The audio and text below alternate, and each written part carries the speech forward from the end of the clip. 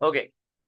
जैसा कि आपको बताया कि आपके पेपर में एक लेटर आता है, एक मेमो आता है, एक पर्ची आती है, एक शॉर्ट रिपोर्ट आ रही होती है, एक ऐसे आता है, तो ये सारी चीज़ें यहाँ पे एक असाइनमेंट में मौजूद है। शॉर्ट रिपोर्ट तो नहीं है, लेकिन बाकी सारी चीज़ें इसके अंदर मौजूद है। सबसे पहले आपके आपके पास एक पैसेज दिया गया है टाइटन सबमर्सिबल इंसिडेंट का। 18 जून 2023 में एक टाइटन सबमर्सिबल जो कि ऑपरेट किया जाता था अमेरिकन टूरिज्म और एक्सपेडिशन कंपनी ओशन गेट की तरफ से, implode हो गया during the expedition to view the wreck of Titanic in the North Atlantic. On board जो थे सबमर्सिबल के वो थे American CEO of Ocean Gate, a French deep sea explorer, a Titanic expert, a British businessman, a Pakistani British businessman and his son. जो Titan submersible थी, ये believe किया जाता है कि वो इम्प्लोड हो गई। कोई डेफिनेटिव प्रूफ नहीं है कि क्या हुआ, बट एक्सपर्ट्स को लगता है कि जो मटेरियल यूज हुआ था वेसल को कंस्ट्रक्ट करने के लिए, उसमें क्रैक पड़ गया था, उसकी वजह से, प्रेशर की वजह से इम्प्लोड हो गई थी। टाइटन जो है वो बनी थी कार्बन फाइबर और टाइटेनियम से। ये वो मटेरियल जो कि बर्दाश्त कर सकते हैं 4,000 मीटर की गहराई के प्रेशर को। जो क्राफ्ट का हल था वो डिजाइन किया गया था कि वो क्रू को प्रोटेक्ट करें 3,800 मीटर के जो प्रेशर होता है उसको बर्दाश्त करने के लिए। वहां पे जो आपके पास प्रेशर होता है वो होता है 400 एटमोसफेयर्स। 400 एटमोसफेयर्स को ऐसा समझना हो तो यहाँ पे ऐसा होगा कि जैसे एक इंसान के ऊपर 35 हाथी रख दिए गए हों, इतना वहां पे एटमॉस्फेरिक प्रेशर होता है। एक्सपर्ट्स ने क्वेश्चन किया कि टाइटेनियम और जो है कार्बन फाइबर को साथ क्यों यूज किया गया, क्योंकि उनकी प्रॉपर्टीज तो डिफरेंट है। टाइटेनियम होता है इलास्टिक, वो अडेप्ट कर सकता है रेंजेस ऑफ स्ट्रेस के मुताबिक और प्रेशर के मुताबिक, और उसमें कोई स्ट्रेन वगैरह नहीं आता। ऑन द कॉन्ट्ररी जो कार्बन है वो स्टिफर है और नॉन इलास्टिक है। सही है। और यहाँ पे कोई क्रैक वगैरह पड़ सकता है। एक्सपर्ट्स ने स्पेकुलेट किया है कि जो मटेरियल यूज हुए थे उनके डिफरेंस की वजह से ये इंस्टेंटेनियस इम्प्लोजन हुआ था। यहाँ पे इंस्टेंटेनियस इम्प्लोजन का मतलब ये है कि एस्टिमेट किया जाता है कि 1 सेकंड से कम, यानी कि 20 मिली सेकंड से भी कम में जो है उनकी मौत हो गई थी। ये इतनी स्पीड है कि ब्रेन जो है वो किसी भी इंफॉर्मेशन को प्रोसेस कर सके, उससे भी ज्यादा। अब यहाँ पे आपने जब इसको रीड कर लिया तो आपने क्या करना है, उन 7 चीजों को अप्लाई करना है कि आपने अननेसेसरी इंफॉर्मेशन को अवॉइड करना है, अननेसेसरी वर्ड्स को अवॉइड करना है, रिपीटेटिव आइडियाज को एक दफा करके लिख देना है, फिर एक्शन वर्ब्स का इस्तेमाल करना है, एक्टिव सेंटेंसेस का इस्तेमाल करना है। इसके अलावा जो है आपके पास आपने शॉर्टर वर्ड्स यूज करने हैं। आपने 2-3 जो सेंटेंसेस हैं उनको एक सेंटेंस में सबमर्ज करना है। ये सारी बातें हम लोगों ने पढ़ी थी, अब अप्लाई करते हैं। ठीक है, तो मैंने लिखा on 18 June 2023 Titan submersible by Ocean gate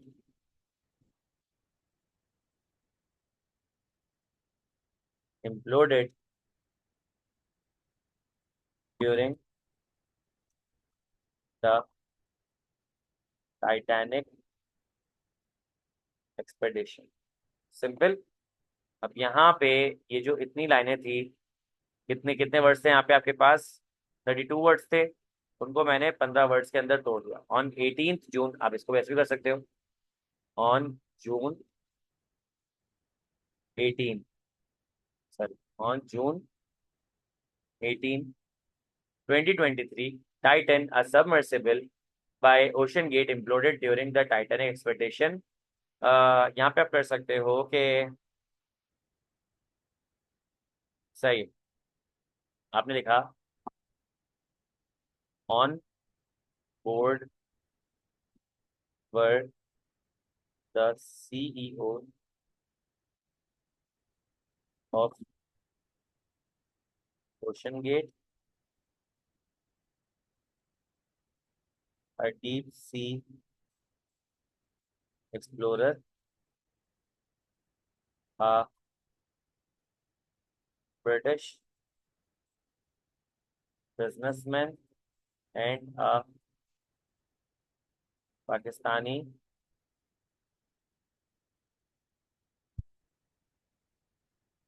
Pakistani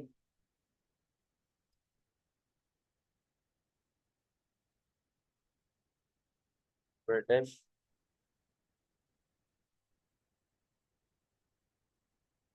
businessman and his सन।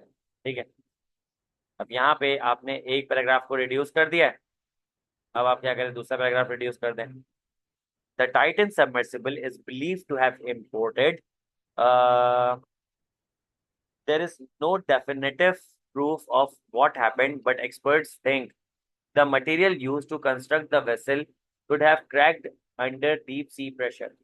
अब आप कह सकते हो कि आगे,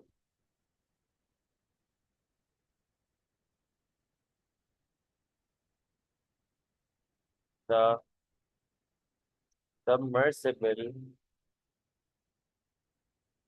was likely imploded due to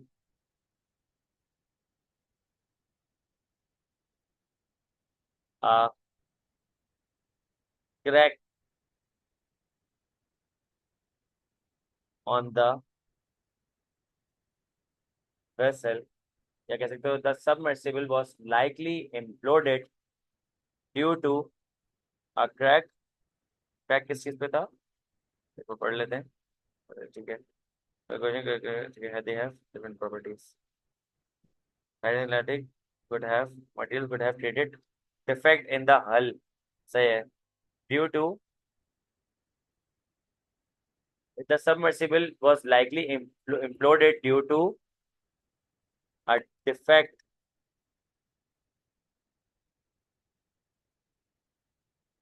in the hull of the vessel।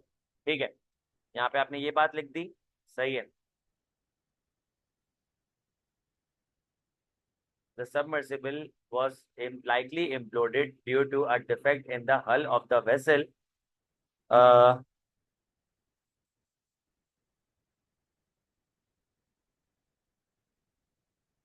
some suggest that the difference of the material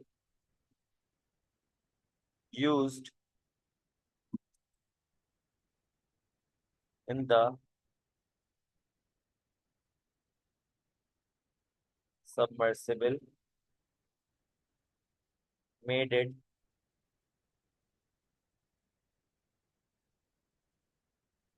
some suggest that the difference of the material used in the submersible construct the vessel could have tried to open made the vessel crack under the deep sea। सही है, यहाँ पे ये हो गया, आपने इसके बाद बता दिया। अब आपने बात करनी है, आपने बात बताई कि जो सबमर्सिबल है वो इम्प्लोड हो गई क्योंकि डिफेक्ट था हल के अंदर वेसल के। सब सजेस्ट कर रहे हैं कि जो डिफरेंस ऑफ मटेरियल यूज किया गया था सबमर्सिबल के अंदर, उसकी वजह से वेसल जो है उसके अंदर क्रैक पड़ गया था deep sea, under the deep sea. अब यहाँ पे आपने वो बताना है, प्रेशर की बात करनी है, ठीक है। अंडर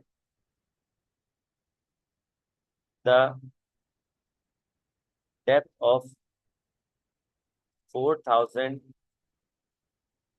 अंडर डीप सी, क्या कह सकते हैं, under the depth of 4000 meters, the atmospheric pressure is 400 atmospheres, which instant instantaneously instantaneously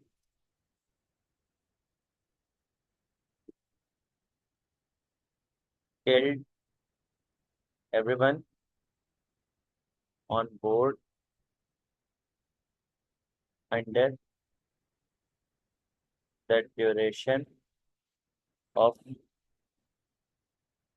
less than 20 milliseconds। Under the depth of 4000 meters, the atmospheric pressure is 400 atmospheres, which instantaneously killed everyone on board under the duration of less than 20 milliseconds। अब ये जो है मैंने सारी बातें लिख दी और सारी बातें इसको बाकी मैंने चॉप ऑफ कर दिए, फिल्टर आउट कर दिए, तो ये आपके पास बन गया 96 वर्ड्स का। वैसे आपके पास ये पूरा कितना था, वैसे आपके पास ये पूरा था कितना, 283 का। तो 283 का 1/3 यानी कि मैंने ऑलमोस्ट 96 वर्ड्स पे इसको कंप्लीट कर दिया। तो ये जो है आपके पास पूरा का पूरा ऐसे जो है ना, मैंने इसको कट शॉर्ट करके लिख दिया है। मैं कहाँ था, 10, ठीक है, यहाँ से लेके यहाँ तक ये रहा, सही। ये रहा आपका रिड्यूस वर्जन। कंट्रोल एक्स यहाँ से हटाया मैंने और मैं इसको यहाँ पे ले गया। अब यहाँ पे आप देख लो इसको और देख लो कि अगर आपको कोई चीज़ लग रही है कि बेहतर हो सकती थी, तो यहाँ पे सारी चीज़ें लिखी हुई हैं, आप लोगों को कंपेयर कर लो इस तरीके से। अब देखो, मैं ये नहीं क्लेम कर रहा कि मेरा ये वाला बेस्ट वर्जन है, मेरा ये वाला बेस्ट वर्जन। उस वक्त मैंने जब ये लिखा था तब भी मैंने क्या किया था कि वन गो में लिखा था, मैंने उसमें छेड़छाड़ नहीं की थी। अब जब मैं ये लिख रहा हूँ तो मैंने इसको वन गो में लिखा है, मैंने कोई छेड़छाड़ नहीं की है। My point two you is कि अगर ये 10 मार्क्स का है तो 10 मार्क्स में से आप अगर 6 मार्क्स जितना लिख लेते हो और आपके पास टाइम बचता है, आप इसको मजीद बेहतर कर लेते हो, तो कम अज कम आपका ये वाला पार्ट आपको पेपर में फेल नहीं करेगा। अब यहाँ पे अगर इसका मैं ड्यूरेशन, इसका अगर मैं देखूँ वर्ड काउंट, तो आपके पास ये वर्ड काउंट कितना बन रहा है, 110 का। ये वर्ड काउंट कितना बन रहा है, 96 का। तो आई बिलीव कि मैंने इसको और ज्यादा बेहतर तरीके से मैंने इसको रिड्यूस किया है, तो व्हाई नॉट, आप लोग भी कर सकते हो। यहाँ पे इस तरीके से आपने इसको रिड्यूस करना। प्रैक्टिस को सर प्रेसी को पैराग्राफ में तोड़ना जरूरी नहीं है, मैंने बाद में मिला दिया, देखो यहाँ पे जुल के फिर आपने देखा मैंने इसको मिला दिया। माई पॉइंट टू यूज के अभी हम लोगों ने क्लास शुरू की थी आई बिलीव 9:45 पे, और मैंने क्या किया, 8 मिनट के अंदर ये प्रेसी लिख ली। अगर मैं 8 मिनट के अंदर ये प्रेसी लिख सकता हूँ यहाँ पे, तो आप 15 मिनट में तो लिख सकते हो। My point two you is के अगर आप लोगों ने क्या किया, थोड़ा सा जो मैंने आपको टेक्निक बताई ना 4-5 चीजों की, अगर आपने उसको फॉलो कर लिया आपको फायदा हो जाएगा। वो टेक्निक क्या है, वो आपको टेक्निक में दिखा दे, मैंने सारी चीजें खोल के आप इसलिए रखिए ताकि आपको पता चल जाए। प्रेसी का हैंडआउट कहाँ गया, इंपॉर्टेंट पैसेजेस फॉर प्रेसी, यही था। अच्छा ये रही प्रेसी। अब यहाँ पे अगर तुम देखो तो आपने इन चीजों का ख्याल रखना है, आपने अननेसेसरी वर्ड्स को अवॉइड करना है, रिपीटेशन को अवॉइड करना है, एक्टिव वर्ब्स का इस्तेमाल करना है, एक्शन से एक्टिव सेंटेंसेस का इस्तेमाल करना है, शॉर्टर वर्ड्स का इस्तेमाल करना है, 2 से 3 सेंटेंसेस को एक में जोड़ देना है और अपने कंसाइज कर देना है एक्चुअल पैसेज के 1/3 पे। तो यही चीज मैंने अप्लाई की और मुझे मेरा पैसेज मिल चुका है। तो ये आपके सामने मौजूद है, आप इसको देख लें। अब आपके पास रिकॉर्डिंग में भी मौजूद होगा। अब मैं इसको रिमूव कर रहा हूँ, आपके पास दूसरा लिखा हुआ ऊपर रीड करने के लिए, ठीक है। तो आप क्या कर सकते हो, यहाँ पे ऐसी प्रेसी लिख सकते हो। अब एक प्रेसी कर ली, अब एक ऐसे कर लेते हैं, चाइल्ड लेबर। चाइल्ड लेबर वाला हमने पिछली क्लास में ऐसे नहीं किया था, हम लोगों ने मेरे ख्याल से ग्लोबल वार्मिंग पे किया था, ग्लोबलाइजेशन पे किया था, याद है। अब यहाँ पे आपके पास ये चाइल्ड लेबर वाला जो है वो ये आ रहा है, ऐसे आ रहा है, तो आप यहाँ पे ये वाला ऐसे कर सकते हो, ठीक है।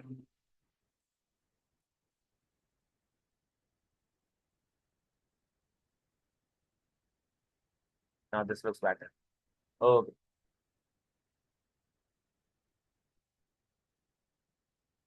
ठीक हो गया। अब यहाँ पे आप जो है वो देख लें इसको, मैंने आपको बताया था पिछली क्लास में प्रॉब्लम स्टेटमेंट है। प्रॉब्लम स्टेटमेंट में आप जो ना कॉज और कॉज 1 2 3 या इफेक्ट 1 2 3 लिखोगे तो इससे आपकी प्रॉब्लम स्टेटमेंट बन जाएगी। Child labour persist as a global issue, मतलब ये सिर्फ पाकिस्तानी इशू नहीं है, ये ग्लोबल इशू है। Depriving children of their right to education, यहाँ पे बच्चों से उनके एजुकेशन का हक छीन लिया जाता है। Subjecting them to hazardous conditions, उनको खतरनाक किस्म की सिचुएशंस में डाल दिया जाए। कॉजेज क्या है, पहला कॉज है पॉवर्टी, पॉवर्टी की वजह से चाइल्ड लेबर होता है और उसका इफेक्ट ये होता है कि जो बच्चों के इनकम पे लोग रिलाय करना शुरू हो जाते हैं।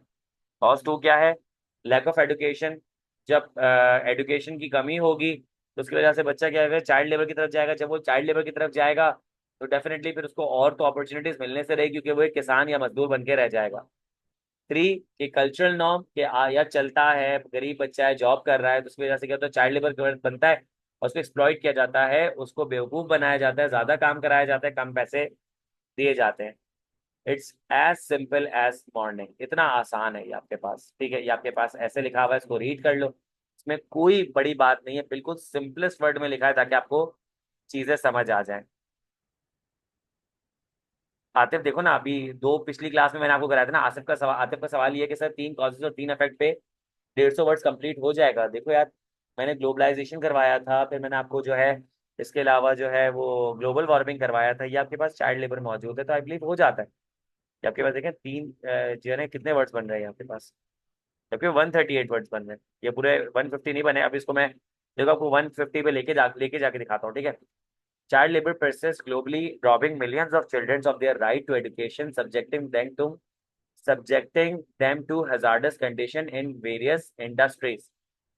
Poverty compels families to rely on children's labor for income, perpetuating a cycle of exploitation and limiting children's access to education and better opportunities. क्या लिखा था कि गरीबी की वजह से क्या होता है कि उनकी इनकम पर रिलाई करना शुरू हो जाते हैं। Poverty compels families to rely on their children's income, children's labor for income, and perpetuating a cycle of exploitation and limiting children's access to education and better opportunities. The absence of accessible education prevents children from acquiring skills necessary for alternative employment, trapping them in exploitative labor. तीसरा, cultural acceptance of child labor normalizes exploitation, hindering efforts to eradicate this practice and protecting children from harm. Addressing child, अब मैंने बताया था यहाँ पे आपको क्या करना है, सोल्यूशन बताना है। चाइल्ड लेबर को एड्रेस करना के लिए आपको एक कम्प्रेहेंसिव स्ट्रेटेजी चाहिए, कंप्लीट स्ट्रेटेजी चाहिए जो कि टैकल करे पॉवर्टी को इकोनॉमिक सपोर्ट के थ्रू, यूनिवर्सल एजुकेशन को सपोर्ट करे कि अगर एक बच्चा इंटरमीडिएट भी कर रहा है तो इंटरमीडिएट इतना फारिग ना हो कि ए लेवल को कम्पीट ना कर सके। और यहाँ पे आपने कल्चरल नॉर्म्स को चैलेंज करना है कि ये कॉमन नहीं है कि गरीब बच्चा तो सिर्फ चाइल्ड लेबर बनेगा। फैमिलीज को एम्पावर करना है इकोनॉमिकली, आपने क्वालिटी एजुकेशन प्रोवाइड करनी है, आपने सोशल चेंज को फॉस्टर करना है। इस तरीके से हम इंश्योर कर सकते हैं हर बच्चा जो है वो सेफ्टी के साथ अपने जो ना बचपन में कुछ पढ़े लिखे, एक्सप्लॉइट ना किया जाए, अपॉर्चुनिटीज उसको मिले। अब यहाँ पे कुछ 12 वर्ड्स का है, देखो। Child labour persist globally, child labor persists globally, robbing millions of children of their rights to education, subjecting them to hazardous condition in various industries. This problem,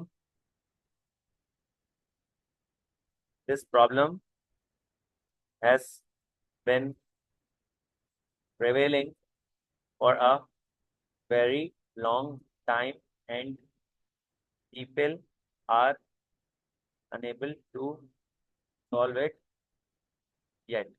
सही है, आपने ये कुछ वर्ड्स लिखे, अब चेक कर लो कितने वर्ड्स हो गए आपके पास। अब आपके पास 156 हो गए, अब आपने कुछ कम करने words. Child labour persist globally, robbing millions of children of their right to education, subjecting them to hazardous conditions in various industries। बता दो, subjecting them to hazardous conditions। अब यहाँ पे आपने कुछ वर्ड्स चेंज करने पड़ेंगे क्योंकि आपने जो ऊपर वो लिखा था, क्या नाम है आपका, उफ, आपके पास ऊपर क्या लिखा था, हाँ, प्रॉब्लम स्टेटमेंट, तो यहाँ से आपने कुछ वर्ड्स चेंज करने हैं। यहाँ पे लिखा हुआ था child labour persist as a global issue, child labour persist नहीं, यहाँ पे हो सकता है child labour, child labor is an ongoing issue, robbing millions of children of their right to education and subjecting them to hazardous conditions। यहाँ पे आप ये हटा दो, child labor is an ongoing issue, robbing millions of children of their right to education, uh, robbing millions of children of their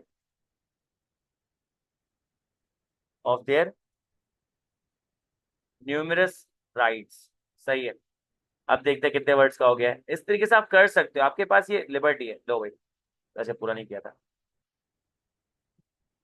148, finally, child labor is an ongoing issue, robbing millions of children of their numerous rights. This problem has been prevailing for a very long time and people are unable to solve it yet। सही है, अभी तक उसको problem को solve नहीं कर पाए हैं। सही है। सर कॉज काफी छोटा नहीं यार, जितना कंसाइज कॉज होगा ना उतना फायदा होगा। वन वर्ड होना चाहिए, ऐसा थोड़ी होगा मैं कॉज ऐसे लिखूं कि poverty is one of the causes of child labour, नहीं ऐसा नहीं होगा दोस्त, ये नहीं करना, ठीक है। एक वर्ड काफी है, एक वर्ड काफी है, अगर एक वर्ड में बात हो रही है तो काफी है। आपने थोड़ी पूरे पूरे सेंटेंसेस बनाने, ठीक है। अगर सेंटेंस बन रहा है तो बनाओ, सेंटेंस नहीं बन रहा, वन वर्ड में बात हो रही है तो कर लो, सही है। आप ये कर सकते हो। Increasing increasing poverty and inflation, इस तरीके से कर लो। अगर तुम्हें इसको सेंटेंस बनाना है, लेकिन बहुत ज्यादा बड़ा करने की जरूरत नहीं है। मुझे नहीं लगता कि इससे कोई तुम्हें ना मार्क्स पे फर्क पड़ेगा। पॉवर्टी एक कंसाइज आपके पास वर्ड है, जब ये आपको पूरी बात कन्वे कर रहा है तो आई बिलीव के यूज है, ठीक है। तो ये आपने कर लिया। देखो आपके सामने 138 का था, मैंने उसको, आप लिखोगे तो देयर अ पॉसिबिलिटी वो 160 पे चले जाएगा, आप उसको 150 पे ले आओ। वो 140 पे होगा, आप उसको 150 पे ले आओ। तो इतना मसले की बात नहीं है। या कंप्यूटर पे लिख रहे हो सकता है। देखो ये आपके पास पूरा ऐसे, मेरे ख्याल से अब इससे ज्यादा आसान ऐसे आप नहीं लिख सकते। ये आपको समझ आ गया होगा, आई होप। कोई सवाल है तो प्लीज पूछ लीजिएगा। Write a letter to Dawn newspaper's chief editor expressing your concern about the increase in price of petrol and diesel that has affected the common man। सही है, आगे बढ़ते हैं। अब लेटर आ गया आपके पास। अगेन सेंडर्स डिटेल में अपना नाम आ गया, फोन नंबर आ गया, ईमेल आईडी आ गई, अपना मैंने एड्रेस डाल दिया। फिर मैंने एक लाइन का गैप दिया, डेट डाल दी, एक लाइन का गैप दिया। फिर यहाँ पे चीफ एडिटर मैंने एज्यूम किया, मुझे उसका नाम नहीं पता। Dawn newspaper ABC office XYZ street Karachi. अब यहाँ पे मैंने इन्वर्टेड कॉमर्स में लिखा हुआ है, आपके पास तो ये कंप्यूटर में बोल्ड करने का है मौका, तो आप यहाँ पे इसको बोल्ड कर सकते हो। अगेन एक स्टूडेंट ने मुझे कहा था कि भाई हमारे सर ने कहा है कि आप सब्जेक्ट वर्ड लिख लो। भाई लिख लो, कोई मसला नहीं, ठीक है। सब्जेक्ट लिख लो। अगर आप सब्जेक्ट लिख लेते हो तो कोई मसला नहीं है, लेकिन अगर आप सब्जेक्ट नहीं लिखते तो इट शोज कि यार के कॉमन सेंस ये कह रहा है कि अगर आपने किसी चीज को बोल्ड किया है तो वो सब्जेक्ट लाइन होगी। देखो अगर मैं यहाँ पे सब्जेक्ट लिख रहा हूँ ना, तो इसका मतलब पता है क्या है? इसका मतलब सिंपली ये है, समझिएगा, मैं बहुत हार्श बात करने जा रहा हूँ। अगर यहाँ सब्जेक्ट लिख रहा हूँ ना, तो यहाँ पे मुझे यहाँ तो डेट भी लिखना चाहिए। फिर तो यहाँ मुझे जो है वो नेम भी लिखना चाहिए। फिर तो मुझे यहाँ पे फोन भी लिखना चाहिए, यहाँ पे ईमेल भी लिखना चाहिए, मुझे फिर एड्रेस भी लिखना चाहिए। मैं हर चीज उसको थोड़ी समझाऊंगा भाई। सेल्फ एक्सप्लेनेटरी बात है कि एक लाइन में आपने बोल्ड करके कोई चीज लिखी है तो इंपॉर्टेंट बात होगी, तो वो सब्जेक्ट है। आप सब्जेक्ट लिख लो, आपको कोई मसला नहीं होगा। बट यार अगर नहीं लिखोगे तो इट शोज अ कॉन्फिडेंस कि यार आप चीज कर सकते हो। अक्सर लोग कहते हैं कि भाई यार ये ना सेंडर्स डिटेल हटा दो, ये नहीं होती। भाई आप हटा दो, कोई मसला नहीं है, लेकिन व्हाट इट शोज कि यार अगर लेट सपोज सामने वाले बंदे ने रिस्पॉन्ड करना होगा तो वो क्या करेगा, ऊपर से मेरी इन्फॉर्मेशन निकाल के मुझे रिस्पॉन्ड कर देगा। हटा दो यार, इससे कोई फर्क थोड़ी पड़ेगा। लेकिन लिख देते तो भी कोई मसला नहीं है। ये आपके पास एक कॉम्प्रिहेंसिव फॉर्मेट बन जाता है। आई होप ये बात समझ आ गई है। व्हाट आई यूजुअली डू कि यहाँ पे मैं क्या करता हूँ कि नाम लिख ही देता हूँ, अज्यूम कर लेता हूँ। लेकिन अगर आप नाम लिखते ना तो ये मत करना, डियर सर मैडम नहीं करना। सही है, आप करो डियर चीफ एडिटर। बोले कम से कम मेरा नाम नहीं पता तो मेरी पोजीशन तो मुझे बुला रहा है, dear officer, dear chief editor, dear CEO, dear manager, dear administrator, dear owner, या इस तरीके से आप कुछ भी नाम कर सकते हो। तो this is the right approach. आप एड्रेस तो सही इज्जत से करो उसको। मोहम्मद साहब मैं इंशाल्लाह ये ना अभी इस पे नहीं पढ़ रहा, मैं अभी टाइप्स पे नहीं जा रहा, क्योंकि यार ये मैं काफी बार डिस्कस कर चुका हूँ। आज मैं इसको अवॉइड करूंगा, बट डेफिनेटली मैं आपको इंशाल्लाह फिर एक दो दिन में टाइप्स वगैरह बता दूंगा, सही है। ओके, ये आपके पास लेटर आ गया। I hope this letter finds you well. अब देखो ये अननेसेसरी चीज है, अगर आप इसको हटाना चाहो तो बी माई गेस्ट, बेकार सी चीज है। I am writing to express my deep concern regarding the recent incident in price of petrol and diesel. मैं आपको लिख रहा हूँ ताकि मैं आप अपने आपको अपना डीप कंसर्न शो कर सकूं regarding the recent increase in price of petrol and diesel which has significantly impacted the common man across the country. तो सर ये क्या है? ये आपके पास है, ये आपके पास है पर्पस। आपका लिखने का पर्पस क्या है? आपका लिखने का पर्पस ये है कि मैं अपना कंसर्न शो करना चाह रहा हूँ कि जो प्राइसेस बढ़ी है पेट्रोल और डीजल की, और ये है रेफरेंस की वजह से क्या हुआ है कि लोगों को बहुत ज्यादा मसला हुआ है, विच हैज सिग्निफिकेंटली कर सकते हो, या which has negatively impacted the common man across the country. I am writing to express my deep concern. सही है, my deep concern regarding the recent increase in the price of petrol and diesel which has negatively impacted the common man across the country। ये आपके पास हो गया reference plus purpose. सही है। साथ तुम्हारा कल पेपर है, आई टोटली गेट इट, लेकिन मैं अभी बता रहा हूँ कि इन चीजों में नहीं पढ़ो, टाइप्स ऑफ लेटर वगैरह के चक्कर में नहीं पढ़ो। जो तुम्हें फॉर्मेट बताया है ना और जो तुम्हें लेटर्स बताया ना वो कर लो, क्योंकि अब टाइम नहीं है यार इस चीज का दोस्त। अभी अभी उस पर नहीं पढ़ो। मुझे मुझे उम्मीद है कि तुम्हारे पास लेटर आएगा तुम लिख लोगे। अभी टाइप्स पे मत जाओ। अभी उन चीजों को मत निकालो जिसका टाइम गुजर चुका है। अभी जो मौजूद है ना वो कर लो। भाइयों वाला मशवरा दे रहा हूं मैं तुम्हें, 10 लेटर दिखाऊंगा ना सबका फॉर्मेट एक जैसा ही है। अभी फिलहाल छोड़ दो फॉर्मेट को, ठीक है। बिल्कुल सुकून से जो है ना ये जो लेटर्स बता रहा हूँ ना वो कर लो, फायदा हो जाएगा। पिछली क्लास में एक लेटर बताया था, अभी एक लेटर बता रहा हूँ, सॉल्व कर लो, इंशाल्लाह आसानी हो जाएगी, ठीक है। Okay. The recent hike in fuel prices have had a profound effect on daily life. कह रहा है कि जो कि हाइक्स जो प्राइस बढ़ी है फ्यूल प्राइसेस की, उसका प्रोफाउंड इफेक्ट, प्रोफाउंड इफेक्ट का मतलब ये होता है कि एविडेंट इफेक्ट, जिसका एविडेंस मिल जाए, एविडेंट इफेक्ट नजर आए डेली लाइफ में, पर्टिकुलरली उन लोगों के लिए जो पब्लिक ट्रांसपोर्टेशन पे ट्रेवल कर रहे होते हैं या उनके पास लिमिटेड मींस होते हैं। सही है। फिर लिखा हुआ है कि जो फ्यूल कॉस्ट में राइज हुआ है, इंक्रीमेंट हुआ है, उसकी वजह से जो है कमोडिटीज में, एसेंशियल कमोडिटीज और सर्विसेज में भी प्राइसेस में इजाफा हो गया, तो बर्डन जो है लोगों पर ही आ रहा है। तो एज अ रिस्पॉन्सिबल न्यूज़पेपर, ये आपकी जो रिस्पॉन्सिबिलिटी बनती है कि आप लोगों की वॉइस को रिप्रेजेंट करो। मैं डॉन को अर्ज करूंगा कि वो हाईलाइट करे प्लाइट मतलब अर्जी, ऑर्डिनरी सिटीजन की रिक्वेस्ट को हाईलाइट करे, और बहुत क्रूशियल है कि अटेंशन लाई जाए। सही है। ये जो चैलेंजेस है कॉमन मैन जो है वो फेस कर रहा होता है, एडवोकेट कर रहा होता है, विटनेस कर रहा होता है, फाइनेंशियल बर्डन उसके साथ फेस होता है। मेरा बिलीव है कि गवर्नमेंट जो है और रेलिवेंट अथॉरिटीज जो है इस इशू पे प्रॉम्प्टली एड्रेस करेगी, ट्रांसपेरेंट पॉलिसीज बनाएगी, इफेक्टिव मेजर्स लेगी। और यहाँ पे आपने क्या करना है उसको फ्यूचर कोर्स ऑफ एक्शन बता देना कि मैं लुक फॉरवर्ड करूंगा कि आप क्या करो, एफर्ट्स करो कि लोगों के वेलफेयर और इंटरेस्ट में ये चीज़ें पब्लिश करो। योर सिंसेरली नाम आ जाएगा, सिग्नेचर आ जाएगा। तो ये आपके पास क्या हो गया, लेटर मौजूद है। मैंने आपको पिछली क्लास में एक लेटर बताया था, पहली वर्कशॉप में ये एक लेटर बता दिया। फॉर्मेट मोर और लेस, बल्कि मोर और लेस क्या, इट इज सेम। सही है। अब मैं आपको और लेटर्स भी बताऊंगा तो आप लोगों को और कॉन्फिडेंस बहाल होगा।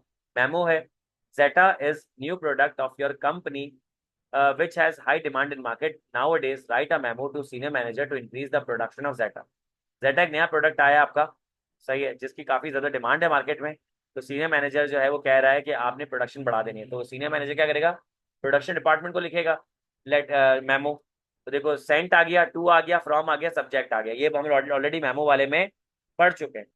तो 19 जुलाई को आपने, मतलब जो भी जिस दिन मैंने लिखा था 19 जुलाई थी उस वक्त, तो जो सीनियर मैनेजर का नाम मैंने अली जो है रख दिया कि भाई सीनियर मैनेजर, और जो सीईओ है वो है ओवेस। तो सीनियर मैनेजर को ओवेस कह रहा है कि भाई तुमने ये क्या करना है, प्रोडक्शन इंक्रीज कर देनी है जेटा की। सही है। Mister Ali, I am writing to inform you about the search in demand of our newly launch product. मैं तुम्हें लिख रहा हूँ बताने के लिए कि डिमांड बढ़ गई है हमारे नए प्रोडक्ट जेटा की। We have received an overwhelming response from our customer and urgently need to ramp up production to meet this demand. तो सर यहाँ से लेके यहाँ तक पता है क्या रेफरेंस है, मैं बता रहा हूँ कि प्रोडक्ट जो लॉन्च की उसकी डिमांड बहुत ज़्यादा है, बता रहा हूँ कि कस्टमर का बहुत रिस्पॉन्स आ रहा है, तुम्हें करना ये है कि उसकी प्रोडक्शन बढ़ा देंगे। सिंपल। रेफरेंस प्लस पर्पस, ये क्या था, ये था रेफरेंस और ये था पर्पस। सिंपल। सही है। अब आ जाएगा फ्यूचर आपके पास डिटेल्स कि भाई हम रिक्वेस्ट करते हैं कि आपकी असिस्टेंस चाहिए कि आप नेसेसरी स्टेप लें कि जेटा की प्रोडक्शन को इंक्रीज करें। इसमें अगर आपने कोई एडिशनल स्टाफ हायर करना है, आपने प्रोडक्शन आवर्स बढ़ा देने हैं, आपने कोई नई इक्विपमेंट और टेक्नोलॉजी में इन्वेस्टमेंट करना है, डू दैट। जेटा को की प्रोडक्शन को इंक्रीज करना से हमें फ़ायदा ये होगा कि हम इस डिमांड को कैपिटलाइज कर सकते हैं, प्रॉफिट्स को बढ़ा सकते हैं। यहाँ पे मैं अप्रिशिएट करूंगा कि एक डिटेल प्लान बना के दो, सही है, अपनी स्ट्रेटजीज का, ताकि हम प्रोडक्शन को एनहांस कर सकें।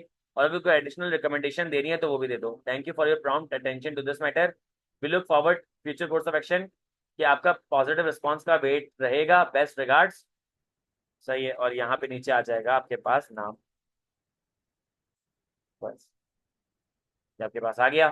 मेमो, एक लेटर कर लिया, एक मेमो कर लिया, एक प्रेसी कर ली, एक ऐसे कर लिया। ये आपके पास एक और जो है प्रेसी आ रही है। ये प्रेसी मैंने रिकॉर्डेड लेक्चर में दी हुई है, आप इसको ज़रा रीड करो, फिर इसको मैं ज़रा प्रिसाइज करता हूँ जल्दी जल्दी, और फिर हम चलते हैं अपने लेटर्स की तरफ। मैंने आपको कहा था मल्टीपल चीज़ें करेंगे इस क्लास में, तो यहाँ पे अब हम लोग दूसरी प्रेसी चल रही है हमारी, ठीक है। इंपॉर्टेंस ऑफ टीम वर्क नाम है, इसको ज़रा रीड करो, फिर इसको ज़रा सॉल्व करते हैं। 5 मिनट दे रहा हूँ, उसको अच्छे से रीड कर लो।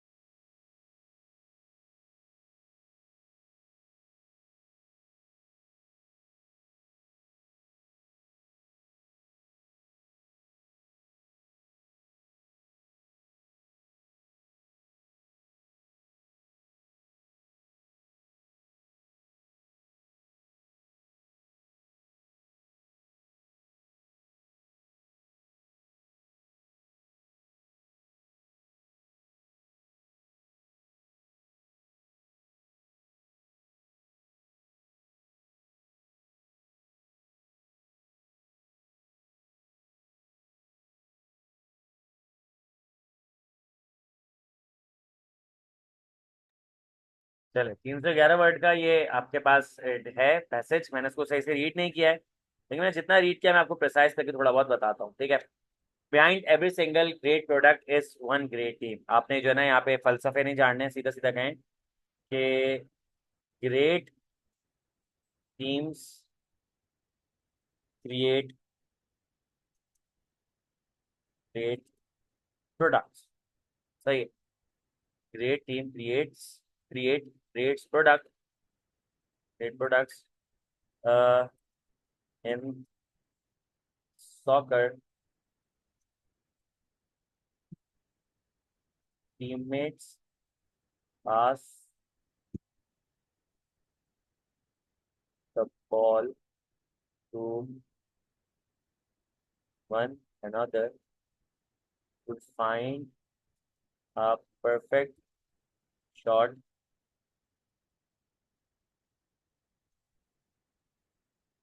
This shows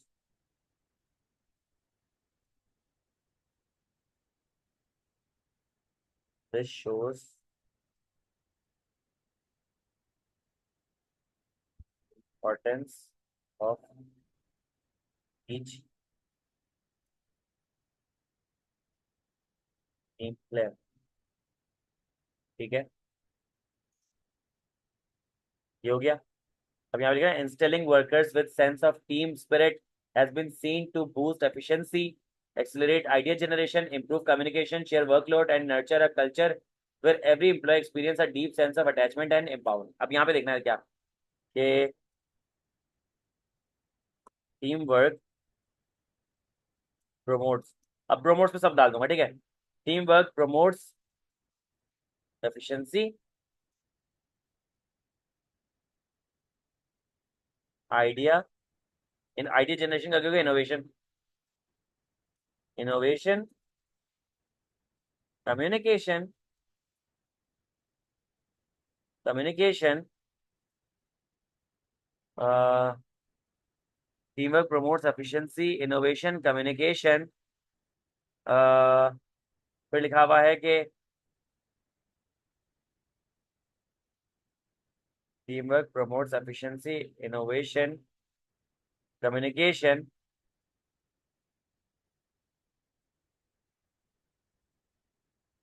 and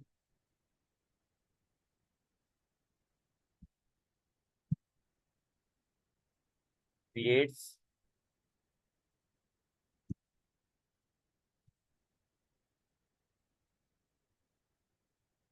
environment of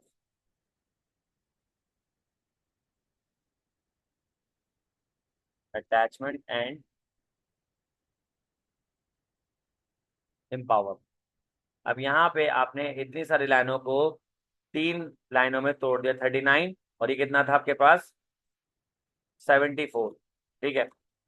अब अगला आपके पास, इसको मैं यहाँ पे नीचे ले आता हूँ ताकि मैं इसको ज्यादा बेहतर तरीके से लिख सकूँ। सही। Teamwork is an exercise where member of business organization collaborate among themselves to achieve common objectives or set a goal or set of goals in the work environment in the work environment of the present century. Teamwork can be performed in person or online. It may be noted that team of today are pretty much different when compared to those of the past decades. For instance, team of the 21st century are more dynamic and diverse, uh, come with set of unique skill set, assure new challenges. ठीक है। Thus, every single project that calls for teamwork can also function as opportunity के project के digital literacy, the expertise of to utilize information ठीक है has increased। यहाँ पे जो बात हो रही है वो नई टीम और पुरानी टीम की होती है। ठीक लिखो कि today's team today's teams are significantly different from older teams as people are more tech savvy and are more tech savvy. That is, they work they that that is they can work online too using technology. सही है कि जो पुरानी teams हैं, तो आज की team जो पुरानी टीम से काफी डिफरेंट है क्योंकि वो अभी की टीम्स टेक से भी हैं, वो ऑनलाइन भी काम कर सकते हैं टेक्नोलॉजी को यूज करने के लिए।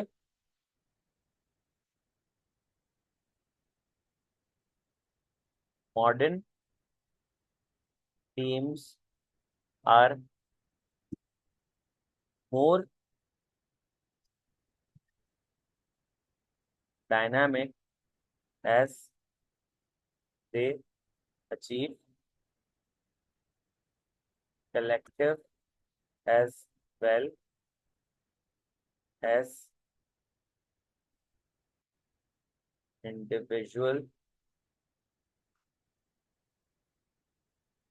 goals simultaneously। सही है। ये आपके पास क्या हुआ कि ये पैराग्राफ भी मैंने इसको कंसाइज करके इसी के अंदर रख लिया। अब लेट सपोज मैं यहाँ देखूं तो वर्ड काउंट आपके पास 75 का है, ऊपर 74 का था, 74, और ये कितना है आपके पास 136, 74 136, तकरीबन आपके पास 200 वर्ड से ऊपर चले गया है। और हमने यहाँ पे तो क्या गया 74 का कंसाइज कर लिया। An atmosphere for team work encourages an environment that promotes loyalty and friendship। These tightly bonded professional relationships motivate employees in a collective fashion and drive them for working harder, cooperate, and remain helpful to one another. Team spirit makes sure that every member remains motivated and is working toward common goal in perfect harmony. Conducive team environment allow members to engage in collective brainstorming, in which team does increase the odds of success in resolving problem, eventually leads to generating more effective and more useful solution. Teamwork is the fuel that allows common people to attain uncommon goals। ठीक है। तो यहाँ पे आपके पास जो तीसरे paragraph में बात हो रही है टेक्नोलॉजी की नहीं हो रही, यहाँ पे बात हो रही है सिनर्जी की, किस तरीके से एक दूसरे को हेल्प किया जाता है। ठीक है। तो यहाँ पे मैं क्या करता हूँ कि इसको यहाँ पे लिख लेता हूँ। ठीक है। अब यहाँ पे लिखा हुआ है कि N atmosphere for team work encourages, नहीं सीधे सीधा टीम वर्क इनकरेजेस नहीं, team work motivates team work motivates loyalty and friendship. Loyalty and friendship, team work motivates loyalty, friendship, hard work. मैं तीसरे से वर्ड निकाल रहा हूँ। ठीक है, देखो यहाँ से वर्ड निकाल रहा हूँ, हार्डवर्क, कोऑपरेशन। सही है। मेन यहाँ पे हो सकता है कि हेल्पिंग एटीट्यूड, सही है। हार्मनी, इस नीचे के सारे वर्ड्स एक साथ कर दिए, हार्मनी, सही है। Brainstorming,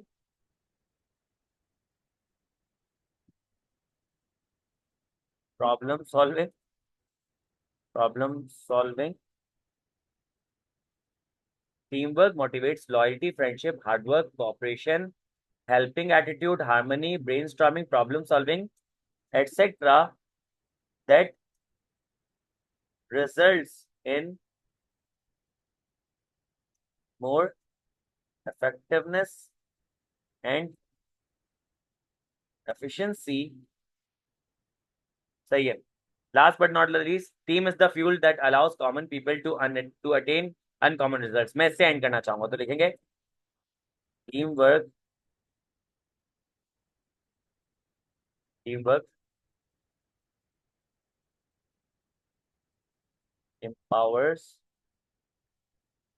ordinary people to do extraordinary to achieve to team work empowers ordinary people to achieve extraordinary results, सही है। अब यहाँ पे ये आपके वो 311 वर्ड्स का था ना, 311 वर्ड्स को मैंने कितने में तोड़ दिया, 104 वर्ड्स में, 1/3 हो गया भाई।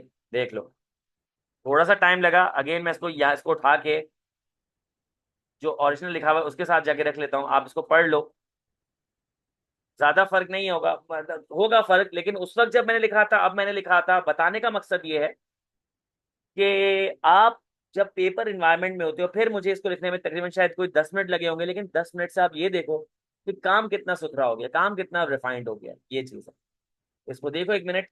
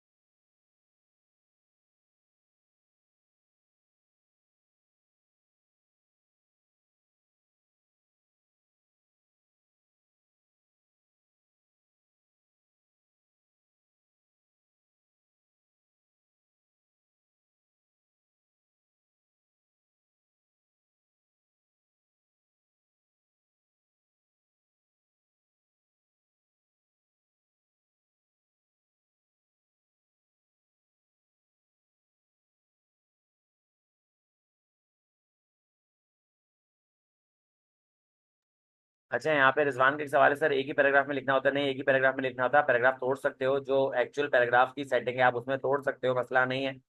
जैसे मैंने अलग अलग पैराग्राफ में लिखा के लिख के पैराग्राफ मिला दिए थे, आप ये भी आप जो है मिला भी सकते हो, ना मिलाओ, एक ही मसला नहीं है। पैराग्राफ में भी तोड़ सकते हो, एक ही पैराग्राफ में पूरी बात कर सकते हो, ठीक है। जनरली करें, multiple time single word repeat नहीं करें। ये एक वाहिद ऐसे है कि जिसमें ये जो टॉपिक का नाम टीम वर्क है, तो मैं यहाँ पे इट इट नहीं कर सकता ना, तभी मैं टीम वर्क जानबूझ के लिख रहा हूँ। क्योंकि मैं बार बार ऊपर आप देखोगे तभी जो टॉपिक का नाम है वो टीम वर्क है, तो मुझे बार बार लिखना पड़ रहा है। मैं टीम वर्क का सिनोनिम क्या लेकर जाऊंगा, ग्रुप वर्क तो नहीं कहूंगा ना, तभी। अदरवाइज जो है रिपीटेशन नहीं होनी चाहिए, सही है। तो इस तरीके से मैंने क्या किया, प्रेसी लिख ली है, ठीक है। अब यहाँ पे प्रेसी 2 हो चुकी हैं, लेटर 1 करवा चुका हूँ, सही है। मैं जाऊंगा लेटर्स की तरफ, सही है। मैं आपको एक लेटर दिखा देता हूँ।